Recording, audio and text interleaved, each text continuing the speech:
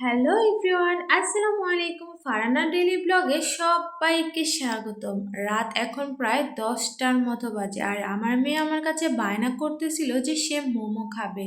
তো কি করব, মেয়ের বায়না মেটানোর জন্য চলে আসলাম কিচেন রুমে। মোমো বানানোর জন্য আমি এখানে গরুর মাংস নিয়েছি, আর যেহেতু মাংসটা আমি মাত্র ফ্রিজ থেকে নামিয়েছি, এটা বরফ ছাড়তে কিন্তু অনেকটা সময় লেগে যাবে। তো তার জন্য আমি কিছুটা গরম পানি করে মাংসটাকে মধ্যে দিয়ে দিয়েছি, যাতে মাংসটা তাড়াতাড়ি ছুটে যায়।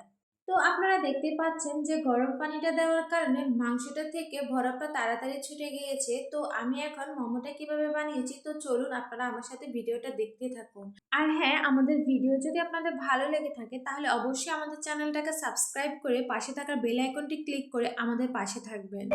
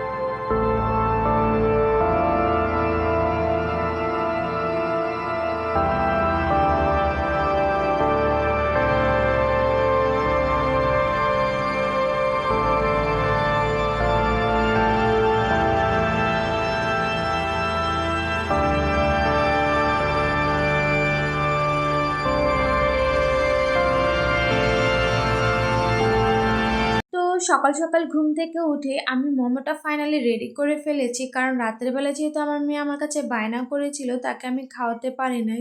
আপনারা তো ভিডিওতে দেখিয়েছেন যে মোমো বানাতে বানাতে সে ঘুমিয়ে পড়েছিল। তো তার জন্য আমি সকাল সকাল ঘুম থেকে উঠে আগে মেয়ের জন্য মোমোটা রেডি করেছিলাম। ও যখন ঘুম থেকে উঠে দেখেছে যে আমি ওর জন্য মোমো রেডি করেছি, তো বিশ্বাস করো ও এত পরিমাণে খুশি হয়েছিল। তো আমার শান্তি এখানে। তো আজকের জন্য ভিডিওটা এখানে শেষ। সবাই ভালো থাকবেন, সুস্থ থাকবেন, আল্লাহ হাফেজ।